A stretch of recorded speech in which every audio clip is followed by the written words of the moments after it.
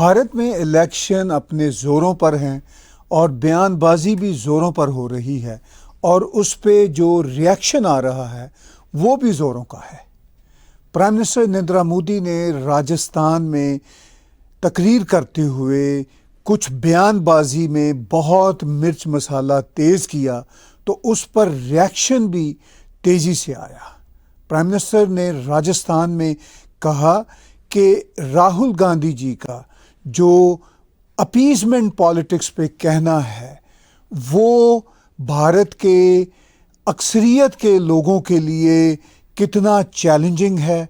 उन्होंने जो शब्द बरते, उन्होंने कहा कि आप याद कीजिए जब 2006 में तब के भारत के प्रधानमंत्री मनमोहन सिंह जी ने कहा था कि मुसलमानों को प्रायोरिटी दी जाएगी और उनको भारत के रिसोर्सेज में नंबर 1 लेवल पे रख के उनको उनका हिस्सा दिया जाएगा। इस पे प्राइम मिनिस्टर नरेंद्र मोदी ने राजस्थान में बातचीत करते हुए, जैसा मैंने शुरू में कहा, मिर्च मसाला तेज़ किया और उन्होंने यहाँ तक कह दिया कि आप यानी भारत की अक्सरियत से कह दिया, यानी हिंदुओं से कह दिया कि आप इस बात पर ध्यान रखें क्योंकि मनमोहन जी ने 2006 में भी कहा था और आज भारत की कांग्रेस पार्टी का मैनिफेस्टो भी यही कहता है कि सबके असासे, सारे देश के लोगों के असासे एक साथ जोड़े जाएंगे और उसकी जो अक्सरियत है वो प्रायोरिटी बेस पर मुसलमानों को दी जाएगी। और उन्होंने यहाँ तक कह दिया कि आप खबरदार रहिए, घुसपैठिए जो हैं ये आपका हिस्सा ले जाएंगे। उन्होंने मुसलमानों के हवाले से ये भी कह दिया कि उनके बच्चे ज़्यादा होते हैं इसलिए वो ज़्यादा हिस्सा ले जाएंगे। तो ये बातें इस वक्त आप पहले सुनिए और सुनने के बाद मैं इस पे अपनी कमेंट्री लाता हूं। पहले जब उनकी सरकार थी उन्होंने कहा था कि देश की संपत्ति पर पहला अधिकार मुसलमानों का है। इसका मतलब ये संपत्ति इकट्ठी करके किसको बांटेंगे? जिनके ज्यादा बच्चे हैं उनको बांटेंगे। घुसपैठियों को बांटेंगे। क्या आपकी मेहनत की कमाई का पैसा घुसपैठियों को दिया जाएगा? आपको मंजूर है ये कांग्रेस का मैनिफेस्टो कह रहा है कि वो माताओं बहनों का सोने का हिसाब करेंगे, उसकी जड़ती करेंगे, जानकारी लेंगे और फिर उस संपत्ति को बांट देंगे और उनको बांटेंगे जिनको मनमोहन सिंह जी की सरकार ने कहा था कि संपत्ति पर पहला अधिकार मुसलमानों का है।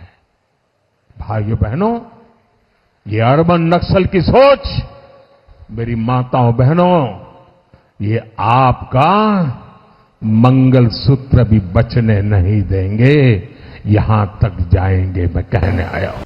अब मेरी कमेंट्री बड़ी वाज़ेह है। प्राइम मिनिस्टर नरेंद्र मोदी ने जो इस वक्त भारत में इलेक्शन का समय चल रहा है उसकी हीट ऑफ मोमेंट जिसको कहते हैं, में ये बातें कह दी, जिसको अब जाहिर है इंटरनेशनल मीडिया भी और भारत की ऑपोजिशन भी खेलेगी क्योंकि उनके लिए ये एक लूज बॉल है। वो अब इसको फैलाएंगे और कहेंगे देखिए हम ना कहते थे prime minister Narendra Modi communal हैं। अब इस स्टेटमेंट से ये आपको सेंस मिल सकती है कि कम्युनल हैं, लेकिन आपको जोड़नी पड़ेगी बात उस कॉन्टेक्स्ट के साथ। वो कॉन्टेक्स्ट क्या है? जब मनमोहन सिंह जी ने 2006 में एक स्टेटमेंट दी, उस स्टेटमेंट की तरफ हम ज़रा बाद में आते हैं, और फिर कांग्रेस का जो मैनिफेस्टो है उसके कॉन्टेक्स्ट में, और फिर राहुल गांधी जी ने जो कहा वो उसके कॉन्टेक्स्ट में। लेकिन ये सब कॉन्टेक्स्ट, ये सब पर्सपेक्टिव अपनी जगह पे प्राइम मिनिस्टर नरेंद्र मोदी की ये स्टेटमेंट राजस्थान की एक रैली में अलार्मिंग है, अपरेंटली अलार्मिंग है, मगर उसका जो पर्सपेक्टिव है, कॉन्टेक्स्ट है, वो भी अलार्मिंग है। मुझे ये पता है कि प्राइम मिनिस्टर नरेंद्र मोदी इस तरह की लैंग्वेज इस्तेमाल नहीं किया करते, लेकिन पॉलिटिकल कंजम्पशन के लिए उन्होंने ये लैंग्वेज इस्तेमाल की है। जाहिर है इसकी एक कॉस्ट होगी। कॉस्ट क्या है? मीडिया में उनके खिलाफ बहुत छपेगा, वेस्टर्न मीडिया ऑलरेडी उनके बहुत खिलाफ है, वो भी इस पे बहुत बात करेगा, कोट अन कोट वर्ल्ड के जो लिबरल्स हैं वो भी इस पे बहुत चीखेंगे चलाएंगे, मगर वो इस कॉन्टेक्स्ट को नहीं देखेंगे, इस पर्सपेक्टिव को नहीं देखेंगे, किस पर्सपेक्टिव में प्राइम मिनिस्टर नरेंद्र मोदी ने ये बात की। कॉन्टेक्स्ट ऑफ कोर्स सबसे बड़ा जो है वो इस वक्त के करंट इलेक्शंस हैं, और इसमें जहां पे प्राइम मिनिस्टर मोदी के खिलाफ उनकी ये स्टेटमेंट बरती जाएगी, वहां पे फिर of course prime minister Modi की ये स्टेटमेंट उनके हक में भी उनके वोटर्स के बीच में बरती जाएगी, और उनके वोटर्स कहेंगे देखिए प्राइम मिनिस्टर नरेंद्र मोदी ने खुल के बात की है, कोई लगी लपेटी नहीं छोड़ी। अब प्राइम मिनिस्टर नरेंद्र मोदी को मालूम है कि पॉलिटिक्स में कुछ ना कुछ लगी लपेटी करना पड़ती है, और वो हमेशा इसका ख्याल करते हैं। ना सिर्फ वो लगी लपेटी का ख्याल करते हैं, इनफैक्ट वो अपने देश के तमाम वासियों को इक्वली ट्रीट करते हैं। अब प्राइम मिनिस्टर नरेंद्र मोदी इस स्टेटमेंट में जो बात कह रहे हैं, अगरचे ये इलेक्शन के जलसे की बयानबाजी का धुआं है, मगर इसमें भी इनफैक्ट वो इक्वालिटी की बात कर रहे हैं। ये एंगल कोई नहीं देखेगा, सिर्फ इसको कम्युनल एंगल के तौर पर देखा जाएगा।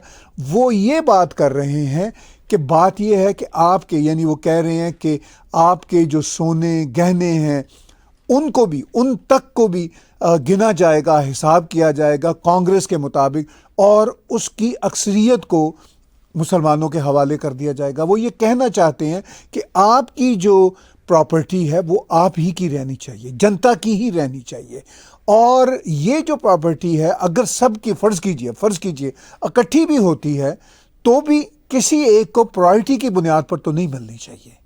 अब यहां पर भी वो इनफैक्ट अगर हम दूसरा एंगल लें तो इक्वालिटी की बात कर रहे हैं, मगर चूंकि इसमें एक दो कम्युनल वर्ड्स हैं, मैं भी इस बात को मानता हूं, जैसे जो जनरेशन से रह रहे हैं मुसलमान उनको घुसपैठिए कह देना, ये एक सख्त लफ्ज़ है।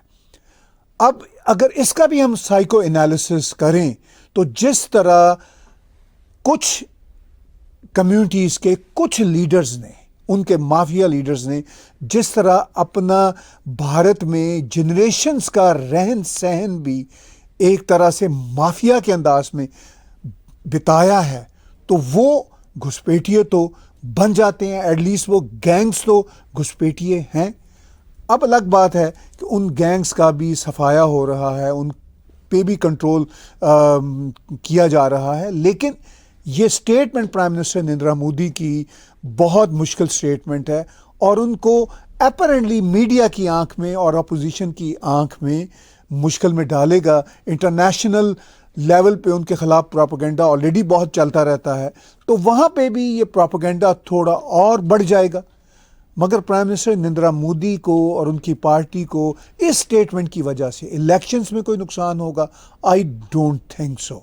और इस स्टेटमेंट की वजह से क्या मुसलमानों की जो एक बड़ी आबादी है वो कोई प्राइम मिनिस्टर नरेंद्र मोदी के खिलाफ हो जाएगी? ऐसी बात भी नहीं, क्योंकि जो प्राइम मिनिस्टर नरेंद्र मोदी के हक में हैं, चाहे वो हिंदू हों चाहे वो मुसलमान हों, वो ऑलरेडी हक में हैं। जो उनके खिलाफ हैं वो उनके खिलाफ हैं, इन बातों से कोई फ़र्क नहीं पड़ेगा, सिर्फ और सिर्फ प्रोपेगेंडा के लेवल पे फ़र्क पड़ेगा। और प्राइम मिनिस्टर नरेंद्र मोदी के लिए थोड़ी सी मुश्किल ज़रूर आएगी, अगरचे उन्होंने इस मुश्किल पे काबू पाने के लिए अलीगढ़ में बातचीत करते हुए एक मुख्तलिफ बात की है। उन्होंने ये कहा है कि बात यह है कि मैंने 3 तलाक़ों के निज़ाम को ख़त्म किया, मैंने हज के कोटे को बढ़ाया, और ये बातें जब उन्होंने राजस्थान की रैली में कहने के बाद, जो थोड़ी मुश्किल बातें थी जिन पे हीट आ रही है प्राइम मिनिस्टर नरेंद्र मोदी को, जब उन्होंने ये बातें अलीगढ़ में कहीं तो उन्होंने सॉफ्ट टोन भी बरती और उन्होंने अपनी डिलीवरेंस की बात की। साथियों, कांग्रेस सपा जैसी पार्टियों ने हमेशा तुष्टीकरण की राजनीति की और मुसलमानों के राजनीतिक, सामाजिक, आर्थिक उत्थान के लिए कभी कुछ नहीं किया। और जब मैं पसमानदा मुसलमानों की मुसीबत की चर्चा करता हूं तो इनके बाल खड़े हो जाते हैं, क्योंकि ये ऊपर के लोगों ने मलाई खाई है और ये पसमंदा मुसलमानों को भी उसी हालत में जीने के लिए इन लोगों ने मजबूर कर दिया है।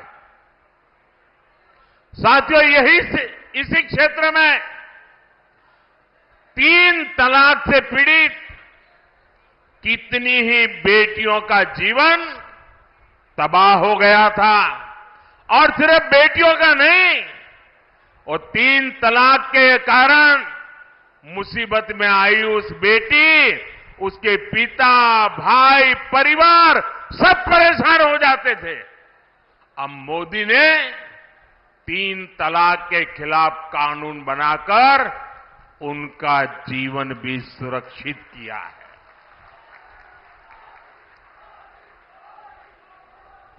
पहले हज कोटा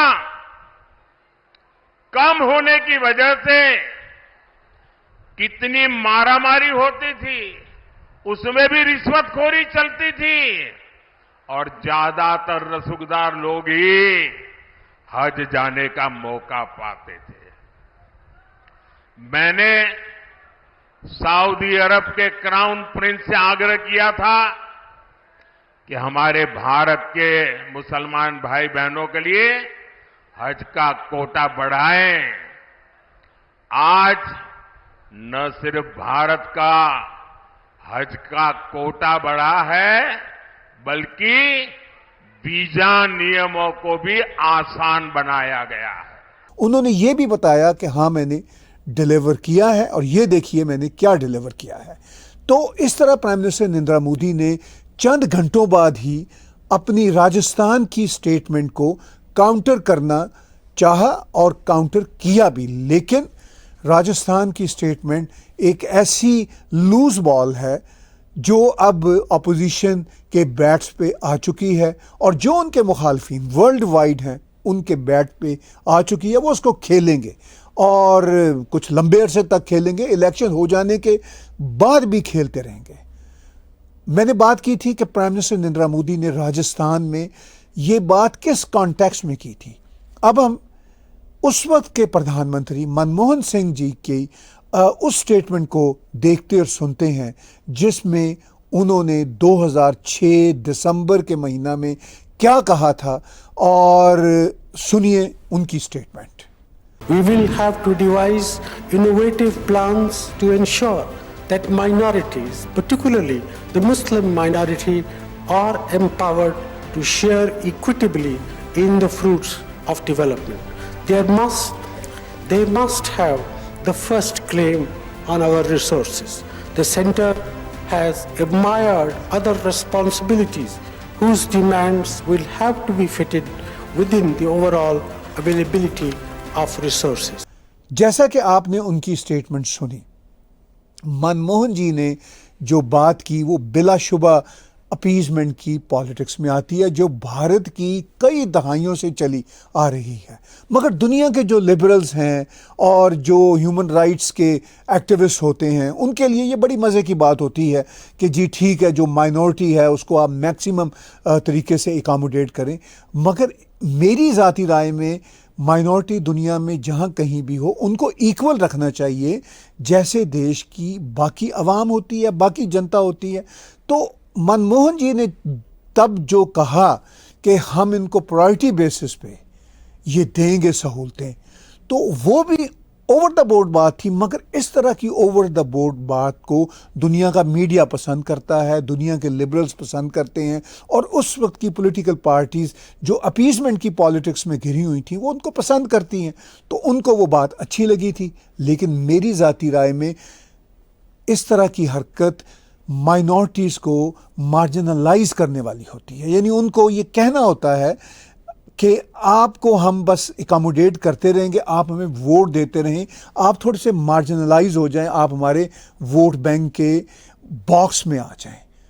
तो मार्जिनलाइजेशन की एक डेफिनेशन ये भी है। अदरवाइज मार्जिनलाइजेशन की डेफिनेशन लिबरल्स कुछ और तरह से करते हैं, लेकिन मैं रैशनल होकर जब सोचता हूँ तो आप किसी को अगर पैरासाइट बनाना चाहें तो वो मार्जिनलाइजेशन ही होती है। लेकिन किसी को पैरासाइट बनाने के मामले में लेफ्ट की जो कुव्वतें हैं, नाम निहाल लेफ्ट की इर्रेशनल जो कुव्वतें हैं, वो अब यही क्राइटेरिया रखती हैं। इसके साथ साथ हमें ये भी देखना है कि भारत की जो मुसलमान कम्युनिटी है वो खुद 150 से 200 मिलियन हुआ करती थी आज से 20-30 सालों पहले। आज तो ऑलमोस्ट 200 मिलियन है। तो इतनी बड़ी माइनॉरिटी, मेरा हमेशा क्वेश्चन मार्क रहा है वो माइनॉरिटी कैसे हो गई। 200 मिलियन लोग माइनॉरिटी कैसे हो गए। ठीक है, वो भारत के बाकी 1 बिलियन हिंदुओं के मुकाबले में वो माइनॉरिटी दिखेंगे, मगर 200 million, for God sake 200 million तो अगर कोई देश होगा तो वो दुनिया का पॉपुलेशन में 7वां 8वां देश होगा। तो इतनी बड़ी माइनॉरिटी जो इटसेल्फ मेजॉरिटी है, मेजॉरिटी इन द माइनॉरिटी है, उसको आप क्यों इस तरह की पॉलिटिक्स ऑफ अपीजमेंट में फंसाते हैं? क्यों पैरासाइट किस्म की आप उनको सहूलतें देते हैं? आप उनको इक्वल करें मुआशरे में, जिस तरह प्राइम मिनिस्टर नरेंद्र मोदी कहते हैं कि हम उनको इक्वल करना चाहते हैं। आप याद कीजिए उसी ज़माने में 2006 में जब मनमोहन सिंह जी ने कहा था कि हम प्रायोरिटी की बेसिस पे मुसलमान माइनॉरिटी को सबसे ज़्यादा देंगे, फैसिलिटीज़ देंगे, रीडिस्ट्रीब्यूट करेंगे सोर्सेज, तब हम उनको देंगे। तो उस वक्त prime minister Narendra Modi chief minister Gujarat हुआ करते थे। तो उन्होंने उस वक्त जो रिएक्शन में कहा वो ये था कि भाई आप सबको एक साथ इक्वल रखिए। आप सुनिए उस वक्त नरेंद्र मोदी जी ने एज चीफ मिनिस्टर क्या कहा था। आज जो उन्होंने कहा है कि भारत के जितने भी रिसोर्सेज हैं उस पर पहला अधिकार मुसलमानों का है। मैं समझता हूं देश के इतने बड़े नेता को इस प्रकार की भाषा का उपयोग नहीं करना चाहिए। देश की संपत्ति पर देश के सभी नागरिकों का अधिकार है।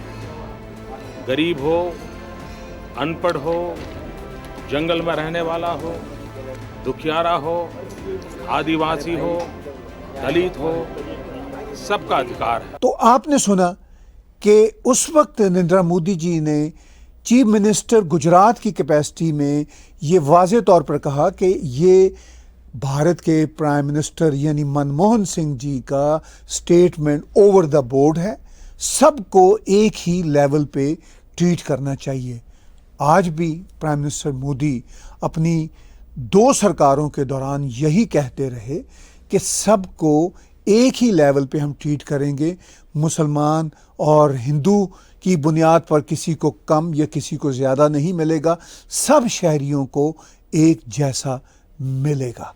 तो ये वो बातें हैं जो बहुत मुश्किल होती हैं पॉलिटिक्स में करना, और बहुत ही ज़्यादा उनको एक्सप्लॉइट करती है ऑपोजिशन भी, इंटरनेशनल मीडिया भी और उनके ओपोनेंट्स भी। पॉलिटिक्स में ये सब कुछ होता है, ये सब कुछ चलता है।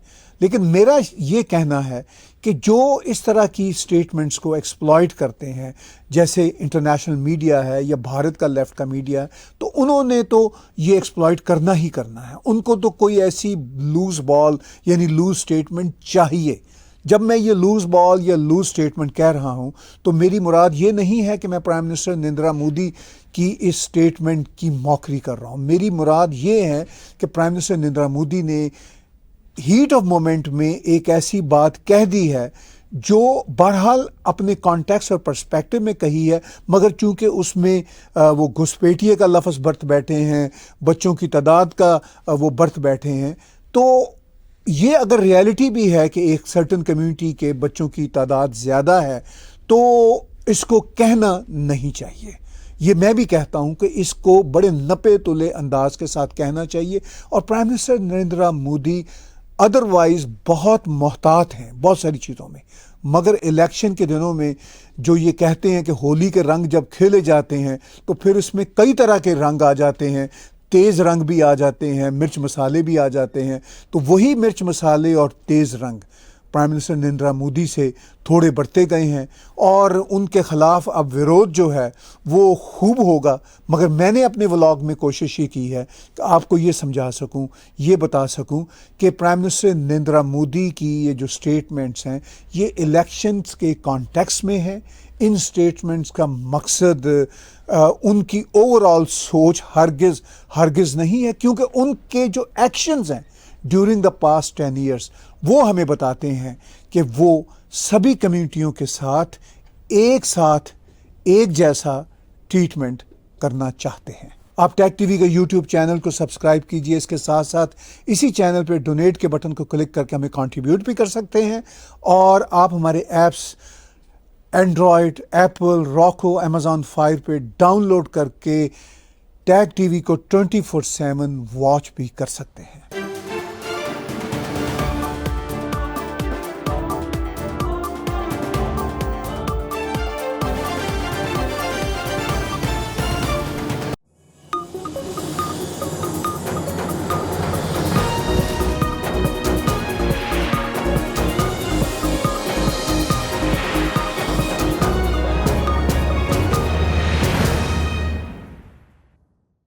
Subscribe Tag TV YouTube channel and press the notification button.